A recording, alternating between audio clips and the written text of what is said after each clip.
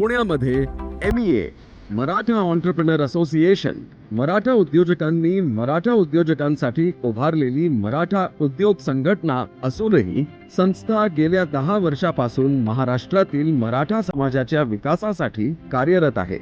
पिंपरी चिंचवड चॅप्टरचा येत्या 5 जून 2025 रोजी उद्घाटन सोहळा संपन्न करण्यात येणार आहे.